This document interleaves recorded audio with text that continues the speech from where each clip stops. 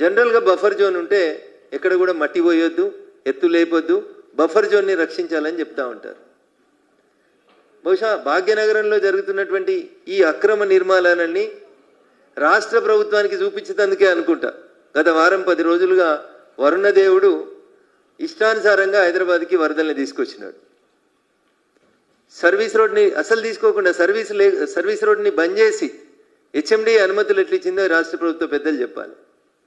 నాకేం అనుమానం వస్తుందంటే అప్పుడున్న వాళ్ళు ఏం చేసి అనుమతులు ఇచ్చిరని కాంగ్రెస్ అడిగిందో ఇప్పుడు కాంగ్రెస్లో మరి ముఖ్యమంత్రి గారు నోటీసులో ఉందా, లేదా నెంబర్ 2లు నెంబర్ 3లు అనుకుంటున్నటువంటి మంత్రులు ఏమన్నా మేనేజ్ చేసినారా, ఎట్లా అనుమతి వచ్చిందని చెప్పాలి. అన్న ఈ చిత్రం చూస్తే మనకందరికీ స్పష్టంగా కనబడుతుంది. వాళ్ళు కడుతున్న నిర్మాణం పూర్తిగా నీళ్ళలో కడుతున్నారు. మూసీ నది ఇది ముఖ్యమంత్రి గారి డ్రీమ్ ప్రాజెక్ట్. 1,00,000 కోట్లు పెట్టి మూసీ ప్రక్షాళన చేస్తాం, ప్రతిపక్షాలు మమ్మల్ని అడ్డుకుంటున్నాయి అంటారు. హైడ్రా అయితే గొప్ప గొప్ప మాటలు చెప్తుంది హైడ్రా కమిషనర్ రంగనాథ్ సార్.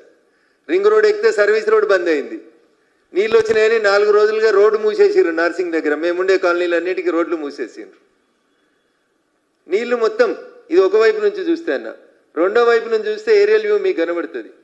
ఈ బంగ్లా చుట్టూ నీళ్ళే ఉన్నాయి, అన్ని దిశలో నీళ్ళే ఉన్నాయి. ఈ బంగ్లాకి పూర్తిగా ఎఫ్టీఎల్లో కట్టేస్తూ ఉన్నారు. ఇది అన్న మా మీడియా మిత్రులకు విజ్ఞప్తి, ఒక్కసారి మా ఇంటికి వచ్చి ఈ ప్రాంతాన్ని సందర్శించేందుకు పండుగ తెల్లారు రావాల్సింది కోరుతా ఉన్నాం. ఇక్కడ బేసికల్గా కొన్ని ప్రశ్నలు వస్తూ ఉన్నాయి. టీఆర్ఎస్ పర్మిషన్ ఇచ్చింది, మీరు వచ్చి ఆపేసారు. మళ్ళీ మీరు ఎందుకు అనుమతులు క్లియర్ చేసిర్రు? ఏ మంత్రి క్లియర్ చేసిండు? లేదా ముఖ్యమంత్రి గారు క్లియర్ చేసిర్రా? హెచ్ఎండి అధికారులు క్లియర్ చేసిర్రా? ఎంత డబ్బులు చేతులు మారినాయి? నిజంగా రేవంత్ రెడ్డి గారికి చిత్తశుద్ధి ఉంటే మహేష్ కుమార్ గౌడ్ గారు పిసిసి అధ్యక్షుడు అయితే మస్తు మాటలు మాట్లాడుతుంటాడు, మేము ఇది చేసినాం అది చేసినామని. అయ్యా పిసిసి అధ్యక్షుల వారు ఒకసారి చూడు ఈ ఫోటో, మీ ముఖ్యమంత్రి గారి దృష్టికి తీసుకుపోండి. మొత్తం నీళ్ళే ఉన్నాయి మీ మూసిలా. ఒక 12 గేట్లు 4 ఫీట్లు ఎత్తిరు అంతే. ఇవి 12 గేట్లు 4 ఫీట్లు ఎత్తెత్తితే ఇగో ఇన్ని నీళ్ళు ఇట్లా నిండిపోయినాయి బిల్డింగ్ చుట్టూ. రేపు ఈ బిల్డింగ్ కట్టి వాడు అమ్ముకొని పోతాడు బిల్డరు.